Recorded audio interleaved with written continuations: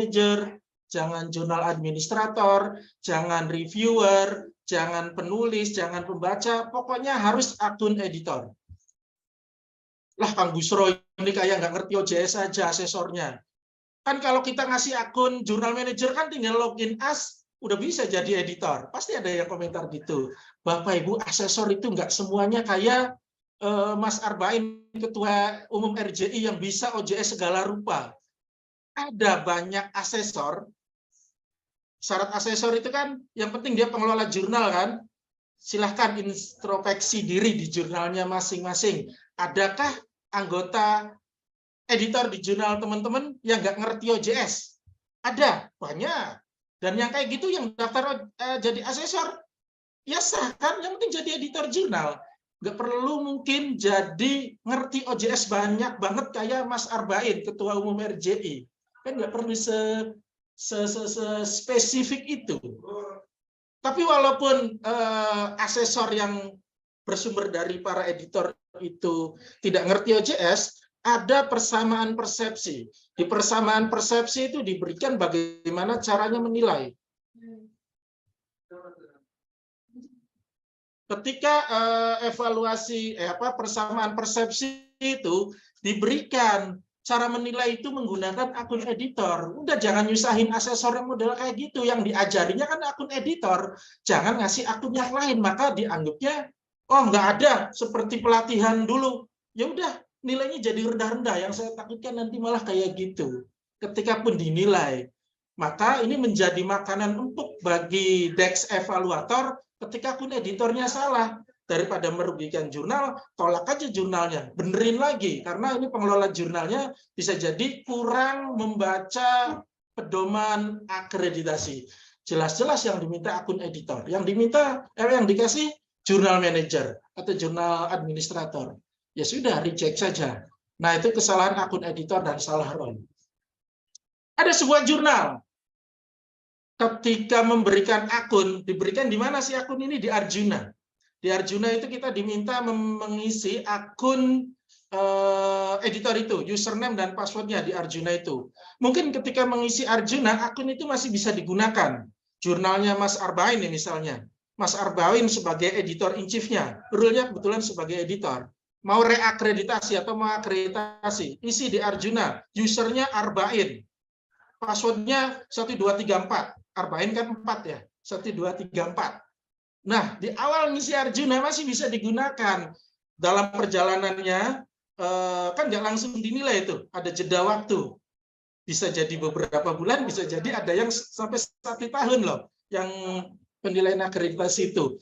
Nah, dalam perjalanannya, karena Mas Bain, Ketua RJI ini orang yang sangat hati-hati, mengubah password di tengah jalan. Yang tadinya 1234, namanya Arbain, diganti menjadi 4321, masih tetap Arbain. Ya. Akibatnya asesor nggak bisa masuk karena akun yang digunakan adalah akun Mas Arbain tadi. Ya udah, makanan empuk bagi para Dex evaluator, reject yang kayak gini. Alasan akun tidak bisa digunakan, nah, gitu aja. Maka solusinya untuk 2 hal ini adalah teman-teman pengusul membuat akun khusus untuk asesor. Kalau saya sarankan, create account lagi sebagai editor di situ. Username, asesor, password, asesor. Sudah kita sepakati ke semua pengelola jurnal, jangan ada yang menyentuh akun ini. Bahkan nggak usah dikasih tahu ke para pengelola jurnal yang lain. Saya saja yang tahu. Sehingga ketika asesor nanti memeriksa, ya nggak ada masalah. Karena bagi Bapak Ibu yang mungkin baru mengelola jurnal ya, sebagai informasi, akreditasi jurnal tidak seperti akreditasi prodi yang ada visitasi lapangan. Akreditasi jurnal nggak ada visitasi lapangan, langsung ke Bapak Ibu nggak sadar, malam lagi sahur itu lagi dinilai jurnalnya, nggak sadar. Nah, maka kunci kamar kita, kunci rumah kita harus benar-benar duplikatnya itu dipegang oleh asesor, agar asesor bisa mampir kapan saja sekehendaknya ingin visitasi jurnal, ya, tanpa visitasi.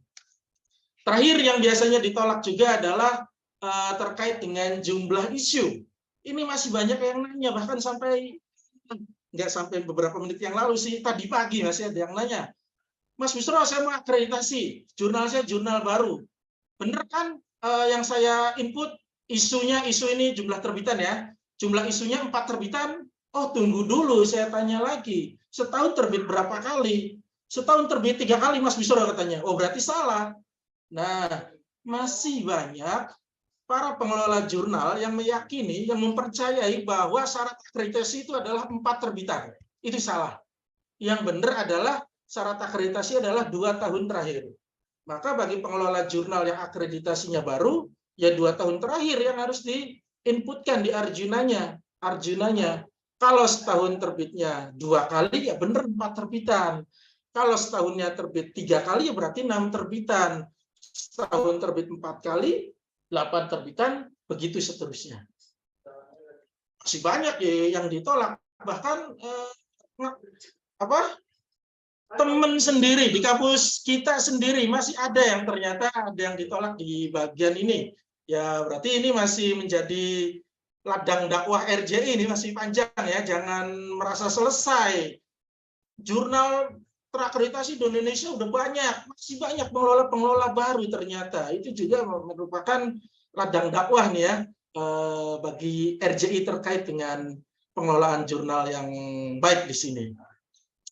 Dan untuk reakreditasi, satu isu, 1 terbitan terakhir. Jadi jangan diinput 2 terbitan terakhir. Setahun Kang Busro, karena tahun kemarin bagus banget, artikel-artikelnya tahun sekarang lebih bagus banget lagi. Jadi dua-duanya aja saya inputkan, biar semuanya bagus banget. Salah justru. 1 edisi terakhir, tetap nggak bisa di apa-apakan, ikuti sesuai aturan. Kalau yang kemarin bagus banget ya sudah yang kemarin. Yang sekarang kurang bagus ya biarin saja. Yang dinilai tetap yang kita inputkan di Arjuna. Oke, mekanisme akreditasi ini masih pakai yang 2021 ya. Masih pakai yang 2021. Ketika nanti ada update terbaru, ya kita ikuti yang terbaru. Sementara belum ada, kita ikuti yang lama terlebih dahulu. Oh, ini saya nggak bikin ini ya, saya lupa yang bagian akreditasi itu ada banyaknya ya, ada banyak levelnya. Dari Sinta 1 sampai Sinta 6. Nilai terendah untuk terakreditasi itu adalah 30 poin. Sinta 6. 30-an poin ya, sampai 39, sekian sebelum 40 itu Sintaman. 40-an sebelum 50 Sinta 5. Dan begitu seterusnya. Itu rentetan makom ya, derajat akreditasi, status akreditasi, level akreditasi. Dalam pengalaman saya, dalam mendampingi jurnal, dan saya yakin teman-teman yang lain juga, tidak mungkin ada jurnal Sinta 6. Kalau di sini ada pengelola jurnal Sinta 6, berarti teori saya bisa jadi salah ya. Tapi sepengalaman saya tidak mungkin ada jurnal Sinta 6. Ada catatannya, ada disclaimer-nya di situ, ada tanda asteriknya di atas. Kalau pengelola jurnalnya sadar. Nah, nggak mungkin jurnal itu ketika akreditasi Sinta 6. Kalau pengelola jurnalnya sadar, sedang menjadi pengelola jurnal. Yang terjadi adalah banyak pengelola jurnal yang tidak sadar atau kesadarannya hanya sedikit. Karena ketika seseorang itu sadar, dia pasti akan mempelajari, pasti akan mencoba memperbaiki, dan lain-lain. Nah, ini dalam akreditasi nanti ada manajemen dan ada substansi yang menjadi penilainya itu. 2 orang penilai manajemen dan 2 orang penilai substansi. Substansi, kita mulai dari substansi. Substansi itu adalah akan menilai artikelnya, artinya novelty-nya gimana. Di situ, itu substansi. Ya hanya bisa menilai masa lalu, substansi ini. Misalnya ketika hasil ikut kegiatan Ramadan ini ya, ngabuburit, ngaji ngabuburit dengan RJI, kemudian teman-teman melakukan evaluasi diri di akhir nanti, ternyata substansi jurnalnya, artikel-artikelnya ya, substansi artikel-artikelnya kurang, ya hanya bisa meratapi masa lalu. Karena yang disebut substansi, yang namanya substansi akan menilai artikel. Artikel itu yang sudah terbit berarti zamannya sudah mati, sudah lampau, sudah pas, sudah masa lalu. Ya sudah, nggak ada hal yang bisa teman-teman lakukan untuk masa lalu. Ada sebenarnya. Yang satu adalah menyadari, itu yang bisa teman-teman lakukan. Teman-teman sadar bahwa substansi masa lalunya kurang. Maka anggap saja nanti ketika akreditasi ya, substansi ini tidak terkontrol dengan baik. Kita kembali ke manajemen, berarti kita sekarang fokus. Manajemen itu adalah sifatnya bisa kembali ke masa lalu, bisa memperbaiki masa lalu, bisa kita upayakan. Misalnya, apakah reviewernya beramal soleh? Reviewernya review sesuai nama review, pasti review amal di situ. Ya, beramal. Contoh ya, jurnalnya Mas Arbain lagi. Iya, beramal, kata Mas Arbain. Tapi ketika asesor cek websitenya, ketika saya cek websitenya misalnya, loh Mas Bain kok nggak ada amalan-amalan sama sekali? Wah, ini reviewernya fiktif nih, kata saya. Oh enggak, Kang Busro, kata Mas Bain. Ada kok mereview. Di mana, kata saya? Ini ada di WA, ini ada di email, ini ada di print. Itu dialog imajiner saya dengan Mas Bain ya. Ya nggak bisa. Asesor tidak bisa mengakses WA Bapak Ibu. Asesor tidak bisa mengakses email Bapak Ibu.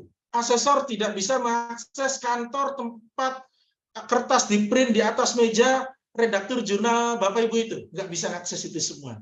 Maka ketika pengelola jurnal itu sadar, pasti akan merekonstruksi ulang. Catatan review yang ada di email itu dikumpulkan, catatan review yang ada di WA di-download, diarsipkan, diinventarisir semuanya, volume 1 nomor 1, artikel 1, reviewernya Mas Busro, tulis. Reviewer 2-nya Mas Ferli, tulis. Nanti upload-uploadkan. Loh kan sudah terbit, kenapa di-upload sekarang? Namanya juga rekonstruksi. Ya sudah jamak takhir, kosor lagi lah kira-kira gitu. Masa pahalanya mau sama dengan adaan, dengan tepat waktu, ya pasti beda. Tapi setidaknya ada pahalanya sekarang. Ada poinnya. Nah itu yang saya maksud kita bisa kembali ke masa lalu. Ya tentu kembali ke masa lalu ya nggak full nantinya. Ya salah sendiri sejak awal. Tapi juga kan akreditasi juga mengakomodir hal-hal semacam itu. Kan seorang pengelola jurnal ketika ditugasi mengelola jurnal, pengalaman saya ini karena dipaksa misalnya, CPNS, dosen muda, kelola jurnal. Gimana caranya mengelola jurnal? Lihat aja YouTube. Sambil lihat YouTube kan kita harus terbitkan. Kita nggak ngerti dulu. Diterbitkan, proses review masih di mana saja. Pokoknya pas buka YouTube, bab pertama yang saya buka adalah bab Quick Submit. Ya, saya ikuti Quick Submit. Akhirnya ketika diakreditasi, bukti-bukti reviewnya nggak ada. Maka dengan kita sadar sekarang bahwa penting bagian itu perlu, maka kita lakukan rekonstruksi, kita lakukan jamak takhir kosor tadi itu. Oleh karena itu manajemen menjadi ternilai, tidak 0-0 lagi. Ketika Bapak Ibu itu sadar, maka manajemen yang sifatnya bisa memperbaiki masa lalu itu kita optimalkan, kita upayakan. Nilainya berapa? 48 dari manajemen aja. Tanpa kita ikut-ikutkan substansi ini misalnya ya, ini hitung-hitungan kotor, hitung-hitungan pahit-pahitan kata orang sini. 48 itu Sinta berapa? Sinta 5, teman-teman. Jadi nggak mungkin ada jurnal yang pengelolanya sadar itu Sinta 6. Karena ketika sadar pasti manajemen setidaknya dibener-benerin, direkonstruksikan, bukan mengada-adakan yang tidak ada ya, nggak direview, pura-pura direview ya. Jadi mengada-adakan yang nggak ada. Ini kasusnya tadi Mas Bain ada di email tadi. Nah, 48 itu Sinta 5, bukan Sinta 6. 30-an Sinta 6 itu. Jadi minimal jurnal diakreditasi yang pengelolanya sadar itu Sinta 5. Tapi kan substansi juga kan nggak mungkin nggak ngasih nilai, pasti ngasih nilai. Karena penilaian itu nanti Bapak Ibu, ketika substansinya bagus, ini misalnya ya, nilainya 5, substansinya sedang nilainya 2, substansinya jelek nilainya 1. Ya setidaknya dapat nilai 1 kan? 1 dari 1 pertanyaan ini, satu dari satu pertanyaan yang lain, satu lagi dari satu pertanyaan lagi. Ya 5 sampai 10 poin mah dapat lah dari substansi. 48 tambah 5, 50-an. 53. 53? Sinta 4 jadinya. Nah, kira itu strategi bagi jurnal baru. Udah dibuka di awal ini strateginya. Nggak apa-apa, secara garis besarnya saja, karena waktu yang singkat. Bagi jurnal baru, strateginya adalah realistis. Untuk bisa realistis, pahami pedoman akreditasi. Dan ketika kita sudah memahami, kita sadari kekurangan kita dan kita perbaiki di situ. Setidaknya manajemen. Bagi jurnal baru realistis, sudah ketika kita evaluasi diri Sinta 5, ya sudah Sinta 5. Realistis saja. Kan nggak bisa kita apa-apakan lagi masa lalu itu, substansi masa lalu lebih tepatnya. Tapi bagi jurnal yang reakreditasi, ya, nah ini bagi jurnal yang reakreditasi yang dinilai adalah 1 nomor terakhir, maka jangan realistis. Reakreditasi kok realistis? Reakreditasi itu harus ditargetkan, karena yang dinilai adalah 1 edisi terakhir, dan 1 edisi terakhir itu belum terjadi itu nomor 2 2023 nih, bulan apa nomor 2-nya? Sebut saja bulan September, belum terbit. Sudah kita custom dari hari ini. Nilai tertinggi ketika apa? Oh, nilai tertinggi ketika reviewernya ada dari 4 negara. Maka kita cari reviewer 4 negara untuk edisi September nanti. Oh, nilai tertinggi ketika penulisnya dari lintas negara, maka kita cari penulis dari luar negeri untuk 1 edisi yang nanti akan dinilai. Harus kita siapkan. Jangan realistis. Edisi reakreditasi, posisi reakreditasi itu posisi yang sedang diidam-idamkan oleh semua pengelola jurnal. Karena yang nanti akan dihisap adalah 1 amalan terakhir. Dan amalannya itu udah ada kunci jawabannya. Gimana mau susah coba? Ada kunci jawabannya. Kunci jawabannya apa? Pedoman akreditasi itu. Nah, maka kami di teman-teman UIN Bandung, bagi para pengelola jurnal baru ya, yang mau akreditasi, kalau sudah memenuhi 8 aspek ini, lakukan akreditasi. Sinta berapa nanti Mas Busro? Bebas. Kami dari Rumah Jurnal di UIN Bandung tidak mematok untuk edisi pertama. Ya, tapi setidaknya jangan Sinta 6 kan, karena teori tadi nggak mungkin ada jurnal Sinta 6 kalau pengelolanya sadar. Kalau ada jurnal Sinta 6 ya berarti Rumah Jurnal UIN Bandungnya harus dievaluasi nih, Kang Ferli, Kang Hamdan, harus dievaluasi. Masa ada jurnal Sinta 6 kan? Nah, gitu. Bukan berarti jurnal Sinta 6 itu tidak baik, bukan begitu. Sebagai organisasi RJI misalnya atau Rumah Jurnal di UIN Bandung, kita ada target-target tertentu. Evaluasi tetap harus dilakukan. Apa saja syaratnya bagi jurnal baru? Pertama, punya ISSN. Elektronik, ya. Zaman dulu cetak sudah opsional. Kalau Bapak Ibu buat jurnal baru, langsung aja bikin elektroniknya. Gratis kok. Kalau ISSN cetaknya juga diurus gimana? Ya bagus juga, nggak ada masalah. Karena juga gratis, nggak ada bayar sepeser pun. Kok teman saya minta bayar 200.000? Ya berarti itu jasanya. Jasa temennya itu mungkin. Secara umum di BRIN, sekarang ISSN ada di BRIN, itu nggak ada biaya sama sekali. Bahkan rutin tiap hari tertentu itu ada Zoom itu dengan BRIN itu. Artinya syarat pertama ini mudah, sangat mudah, dan sangat murah karena gratis. Yang kedua, syarat akreditasi jurnal harus memiliki DOI. DOI, jangan yang jomblo-jomblo lagi ya, harus sudah punya DOI nih. Di setiap artikel, lihat, di tiap artikel satuannya. Maka silakan bagi para pengelola jurnal yang hadir di sini, cek lagi, ada DOI nggak di jurnalnya? Tuh, nggak ada, Kang Busro, gimana? Cek di kampusnya, sudah ada yang punya DOI belum? Kalau sudah, ikut saja ke kampus, hubungi semacam rumah jurnal UIN-nya lah. Kalau di UIN Bandung, hubungi saya gitu. Kalau di yang lain, ya hubungi. Siapa kuncen jurnal di wilayah kampusnya itu. Coba komunikasikan Adakah doi yang bisa di-share, yang bisa dipakai untuk para pengelola jurnal? Bagaimana mekanismenya? Karena setiap kampus mungkin punya mekanisme yang berbeda-beda dalam pemberian doi kepada para pengelola jurnal. Kalau di sini masih ada umat UIN Bandung yang nggak ada doi-nya, langsung kontak saya misalnya. Kalau kami di UIN Bandung, kita gratiskan untuk para pengelola jurnal doi-nya. Doi ini sudah dihandle oleh kampus. Aduh, ini jurnalnya justru saya kuncennya, saya sendiri nggak ngerti doi itu, baru tahu kegiatan ngabuburit ini. Ya sudah, gampang, hubungi RJI. Ini kegiatan yang tepat barangkali. RJI ini sekaligus juga penyedia layanan doi. Bisa hubungi saya, bisa hubungi Mas Bain, bisa nanti ada disosialisasikan oleh teman-teman RJI di sini.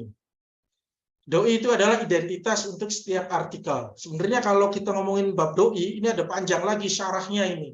Tapi karena ini waktunya terbatas, kita sederhanakan dulu saja. Harus punya doi. Silahkan nanti nanya lebih lanjut. Bagaimana cara punyanya. Yang kedua, mencantumkan etika publikasi. Ini mudah ini.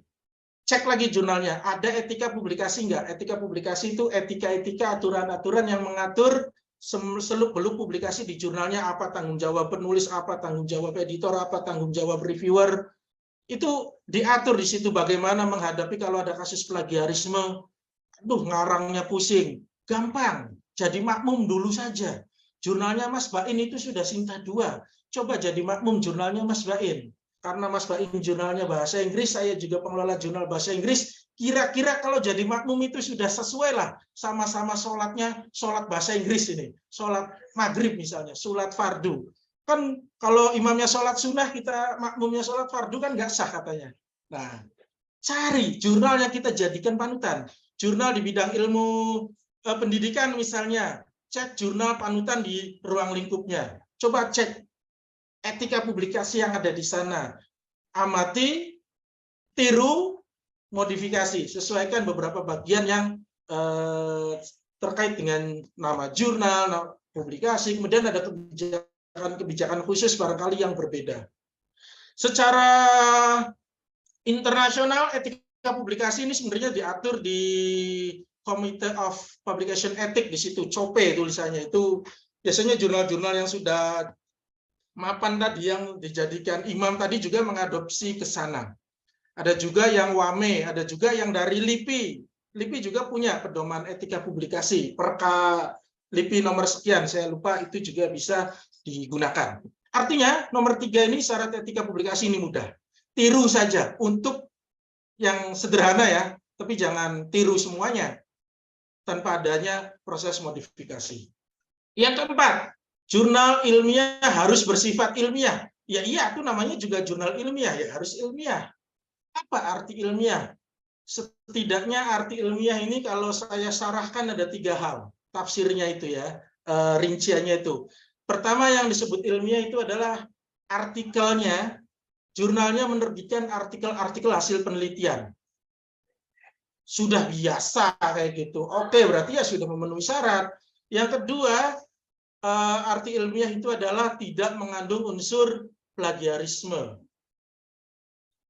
Oke, clear. Ini juga yang ketiga adalah biasanya jurnalnya itu dilakukan proses review. Nah, jadi arti ilmiah itu adalah 3 hal itu. Itu mah sudah dilakukan sejak awal saya bikin jurnal juga sudah kayak gitu. Ya sudah, berarti sudah memenuhi syarat. Mudah saja. Yang kelima, ini yang paling susah. Yang kelima ini, yang paling susah. Jurnal ilmiah, kalau mau terakreditasi adalah jurnal yang harus minimal sudah berumur atau sudah menerbitkan artikel selama 2 tahun berturut-turut. Terhitung mundur sejak pengusulan. Susahnya di mana kok? Biasa saja. Susahnya kalau saya baru bikin jurnal ya nggak bisa akreditasi sekarang. Harus nunggu 2 tahun lagi kan. Nah itu susahnya adalah waktu tidak bisa diakali. Waktu hanya bisa ditunggu. Nah susahnya di situ. Nggak punya ISSN, daftarkan. Nggak punya doi, daftarkan. Nggak punya etika publikasi, niru. Tapi umur ya harus menunggu. Nah ini yang saya maksud paling susah karena nggak bisa diakali. Oke, saya ulangi. Jurnal sudah berumur 2 tahun. setahun terbit minimal 2 kali terbitan dalam 1 tahunnya ya. Jadi yang masih terbitnya 1 kali itu nggak bisa diakreditasi, harus minimal 2 kali dalam 1 tahun, boleh 2 kali, boleh 3 kali, 4 kali, dan seterusnya. Dan minimal artikel dalam 1 kali terbitnya adalah 5 artikel. Udah kalau memang belum dalam posisi yang enak, belum dalam posisi yang tertarget tadi, udah 5 saja. Nggak usah banyak-banyak. Semakin banyak artikel, semakin capek. Semakin banyak artikel, semakin potensi kesalahannya besar. Capek dan potensi kesalahan kan bisa diakalin katanya. Ya udah, yang penting artikel itu benar, lanjutkan berapapun jumlah artikelnya. Yang terakhir, syarat terakhir adalah jurnal harus sudah terindeks di lembaga pengindeks nasional. I itu apa ya? Tegese Garuda. Udah harusnya disebut saja Garuda. Karena kalau nggak ada di Garuda, maka nggak bisa terindeks di Arjuna, nggak bisa daftar Arjuna, nggak bisa daftar Arjuna, berarti nggak bisa terakreditasi, kan gitu aja. Nomor 8 itu sebenarnya Garuda itu, langsung saja sebut merek itu. Nah, itu syarat minimal akreditasi. Saya rasa 1-8 ini gampang ini. Hanya nomor 5 tadi yang paling susah, yang lainnya gampang-gampang semua. Lakukanlah akreditasi, perbaiki setidaknya manajemen, direkonstruksi beberapa bagian yang memang kita belum ngerti OJS zaman dulunya, maka niscaya akan terakreditasi. Kalau tidak memenuhi syarat, berarti tidak terakreditasi, gitu saja. Karena nggak mungkin ada jurnal memenuhi syarat kemudian tidak terakreditasi. Oh, ada Kang Busro di edisi periode ketiga kemarin, lihat paling bawah, itu ada jurnal tidak terakreditasi loh. Edisi-edisi sebelumnya, kalau jurnal yang tidak terakreditasi, itu nggak ada di SK, baru S1 edisi terakhir kemarin, ada jurnal tidak terakreditasi masuk SK. Ini teman saya kebetulan pengelolanya. Setelah dicek ternyata frekuensi ISSN yang berbeda dengan yang diusulkan. Harusnya kan tidak lolos di DEX evaluasi, ternyata sampai dinilai, tapi karena sudah dinilai barangkali ya sudah di SK-kan saja sebagai jurnal yang tidak terakreditasi. Nah itu ada itu sampai edisi kemarin, silahkan dicek. Nah, waduh. Pedoman yang terbaru, karena waktu yang singkat ya, pedoman yang terbaru, bukan yang terbaru ya, yang sekarang masih digunakan adalah yang 2021. Di 2021 itu sebenarnya saya sudah bikin perbandingan ya dengan edisi yang lama. Silakan dibaca saja deh agar ada banyak waktu untuk diskusi nanti. Saya tidak sentuh terlebih dahulu bagian ini. Matannya ini kita tidak bahas matannya. Kalau ada pengajian yang lebih fokus lagi, kita bedah matan pedoman akreditasi ini, matan dan sarahnya. Itu harus waktu yang habis terawih, biar waktunya nggak diburu-buru buka seperti ini. Tapi setidaknya dari pembacaan saya terkait dengan pedoman 2021 itu mengarahkan jurnal itu kepada jurnal internasional. Jadi kalau jurnal itu kalau saya bagi ya, pembagian ini nggak pakai dalil ini, pembagian secara biasa saja. Itu ada jurnal lokal. Jurnal lokal itu adalah jurnal yang editornya, reviewernya, penulisnya itu dari institusi yang dimaksud, institusi penerbitnya. Berarti itu masih jurnal lokal. Bisakah jurnal lokal itu diakreditasi? Kalau secara ideal tidak bisa. Karena Arjuna, nah itu bukan domir nahnu ya, nah itu artinya nasional. Akreditasi jurnal nasional. Jadi nah itu adalah untuk mengakreditasi jurnal nasional, bukan jurnal lokal.